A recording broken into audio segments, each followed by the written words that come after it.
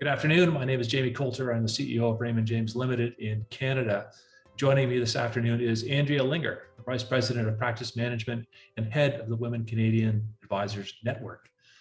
We're going to chat about a few topics this afternoon, including showcasing Raymond James' commitment to hiring, supporting, and retaining female advisors, highlighting some of the unique programs and opportunities for female advisors at Raymond James, and then lastly, but equally importantly, reinforcing unique aspects of Raymond James culture and approach. Andrea, thank you for joining me. In your role as Vice President of Practice Management, one of your key areas of focus is on designing and managing programs that help Raymond James advisors boost their profitability and growth. What are some examples of this where you are seeing the greatest interest and impact among advisors? That's a great question, Jamie.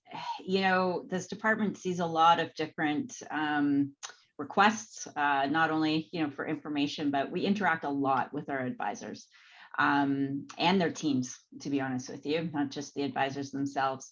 So where we're seeing a really large request is, in how they should structure themselves as far as teams go, when to hire, who to hire, how should they, compensate their teams, the business processes involved with creating more efficiencies within their businesses, how to engage on a deeper level with their clients, multi-generational planning, that seems to be another big hot topic. And then, of course, there's servicing and pricing models, which we get asked about quite a bit. And then succession planning, both from a catastrophic as well as a retirement side of things. So in practice management, we have a large number of programs that actually support all of these. One of our biggest ones would probably be our Practice Excellence program. This is a unique program to Raymond James Canada. It is an internal coaching program that we use with our advisors. We have a very in-depth kind of online assessment tool that we use with them. Does a really deep dive into their business. It's kind of like a gap analysis. We recognize where they're doing really well, maybe where there's some opportunities for improvement. And then we can actually streamline and customize coaching. And the advisors can do this as a team with their actual team members as well. So that would probably be one of the biggest programs that we're using to support our advisors, along with our advisor internship program as well. That is another unique program for us. It is not a rookie program, but it is a way for us to help those individuals that are kind of at that associate level with client, with client-facing experience, that are looking to kind of take the next leap in their career to becoming a financial advisor. So we have a very robust 3-year program that we have available for maybe advisory teams that are looking to grow and they want to bring on another advisor onto their team, or maybe an advisory team that's looking for a succession plan. That's another way that we do it. And then, of course, I also work one-on-one with our advisors to help them plan for succession as well, whether it's from a catastrophic perspective or retirement, because it's important for them to plan for their retirement as well. So yeah, there's a number of different programs that we offer. That is a comprehensive answer. That's a big portfolio in many respects. I'm glad you mentioned the Practice Excellence program. Is that voluntary from the advisor's perspective? Participation, that is voluntary? Okay. Yeah, it's 100% voluntary. There's a bunch of different opportunities that they can choose from, whether it's they just want to do the assessment and get the report and all the tools associated with that report, because we have a lot of robust tools for that. Or maybe they want to meet with our internal practice management consultant as well and get some one-on-one coaching so they can do even a deeper dive into the report itself. And if based on, do you have any idea what sort of percentage of our advisors have taken advantage of that program over the last couple of years? Well, we did a revamp of the program actually last year. So that's where we instituted this in-depth survey. We had a survey before, but this one's much more in-depth. And I would say on average, we're working with about 5 advisors a month right now. And it's increasing as it's gaining traction. So, I think we've in total reached about 60 of our advisors over the last few years while we've had this program in play. great. That's great. Remind me to ask that question in a year when we do a reprise of this. And then the AIP program, of course, I've watched that evolve very nicely over the course of the last few years. As you mentioned, a 3-year program and designed to kind of bring that next generation into our industry. And do you find that are you finding applicants are coming, either from industry or second careers, or where are we finding these great individuals? That's a really great question, Jamie, because they're coming from actually a multitude of different areas. So we have quite a few within actually the organization themselves that are, whether that's that licensed sales assistant or the associate that's looking to take the next step within the team, or external individuals that have worked at the bank, maybe in that certified financial planner role. That's certainly an area where we're exploring trying to get more candidates from, for sure. And then we have individuals that are transitioning into a second career. So it's actually, to answer your question, it's all three, and it's a matter of finding that element of experience. But we have the tools in place to kind of leapfrog people that maybe are MFDA certified, but not necessarily on the IROC platform yet. So we have tools within to help navigate that as well. In other words, we've cast a wide net. A very wide net, yes, for sure. Which I think is something we certainly have to do. And yeah, you touched on advisor succession, and we know advisors are, the advisor cohort gets 1 year older every year, and we know and we see it. We have a handful of advisors that retire every year, and we can try and recruit in to fill that gap. But I love the idea with the assistance of your program, developing the next generation internally. Thank you very much for your help on that. No, you're welcome. It's a joy to work with the young advisors. They're very keen to learn, which is awesome. Lots to learn in this business. There is. I'm going to ask you to put your other hat on in your capacity as head of the Women Canadian Advisors Network. You're closely involved in our efforts to hire, support, and retain female advisors at Raymond James. Can you share some insights into these efforts and any unique programs or opportunities for female advisors at Raymond James? I would love to. So the nice thing about Raymond James, as you know, I've been here for quite a few years now. I won't say how long, but the one great thing about Raymond James is we've actually been doing the women's thing for over 28 years. Like, it is kind of ingrained in our corporate culture. So, this is not a new thing. We have a women's network, both here in Canada and the United Kingdom. We work very closely with each other to offer initiatives and different opportunities for our female advisors. So here in Canada, we actually have our own Women's Advisory Council that helps me to kind of develop some of the programming that we put forward for our female advisors. We run monthly networking mastermind groups. We bring in a external third-party coach that works with our female advisors specifically on a quarterly basis. We have, nice celebratory welcome boxes for female advisors that join the firm.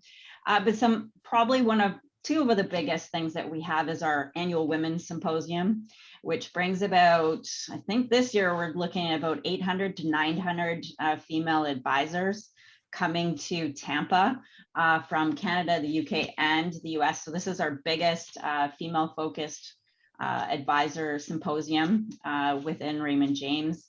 It is absolutely amazing. I don't even know how to put it into words. You come away completely re-energized, motivated. We have fabulous speakers. It's over 3 days. There's lots of opportunities for women to connect on all sides of the border.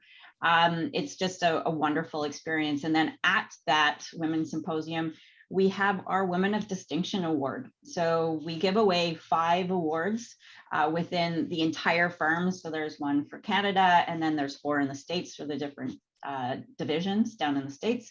And that is a really great way of celebrating the achievements of our female advisors in a special way.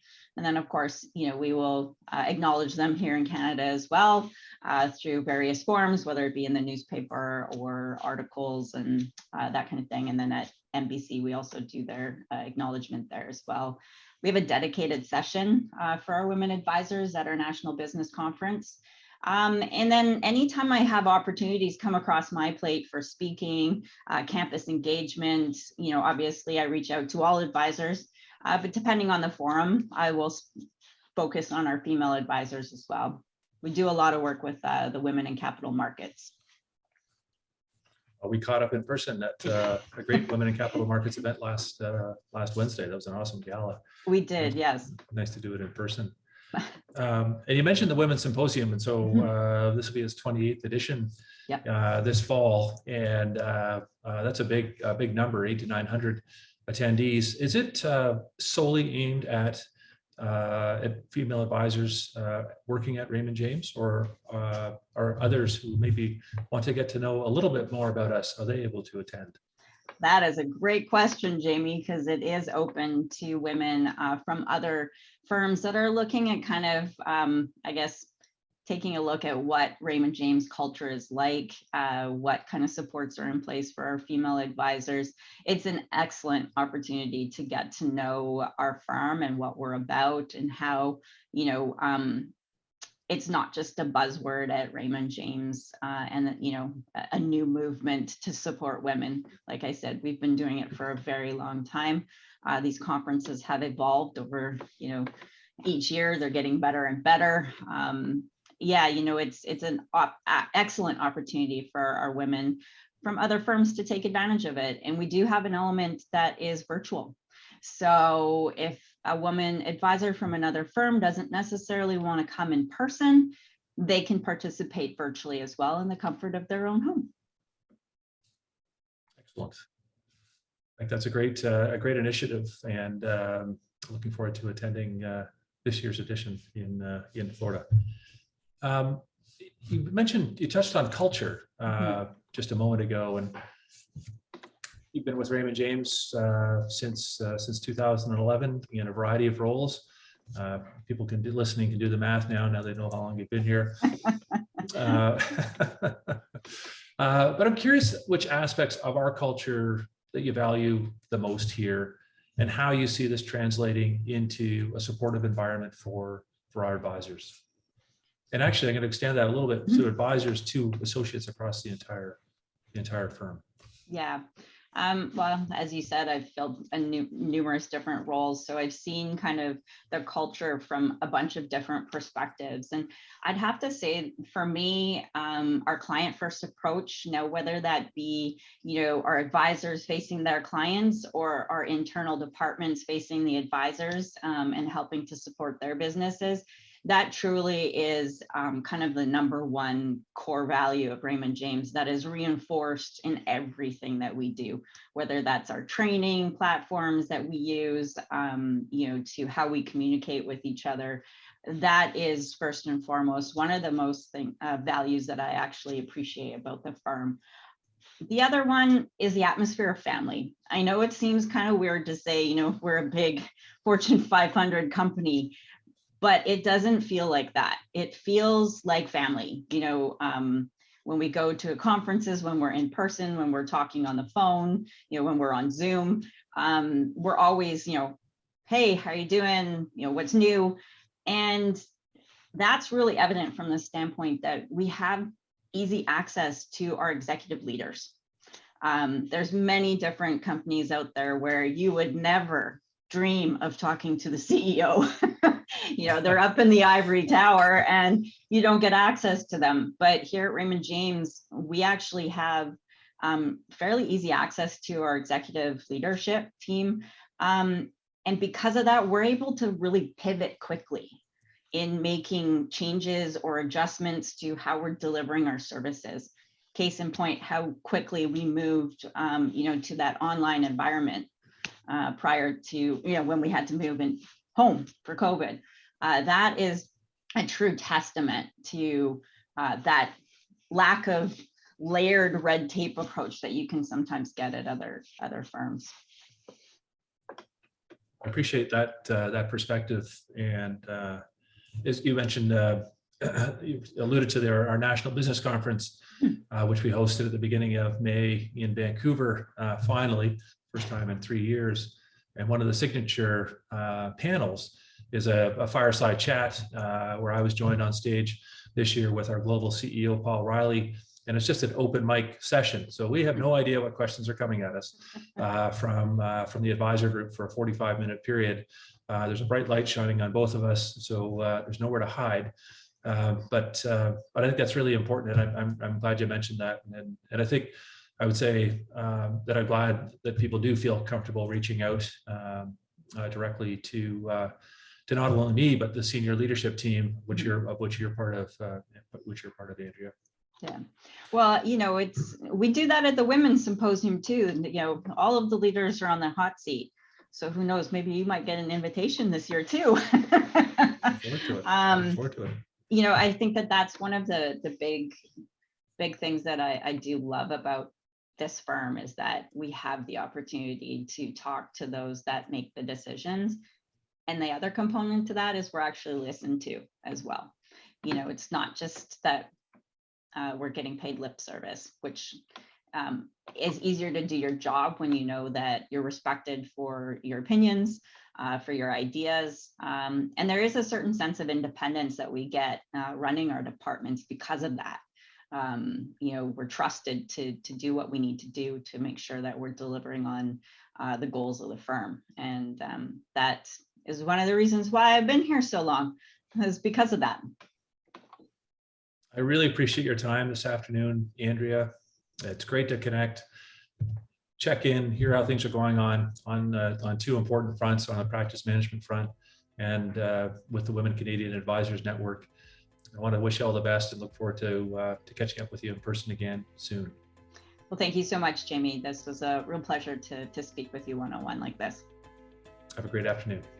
Thanks.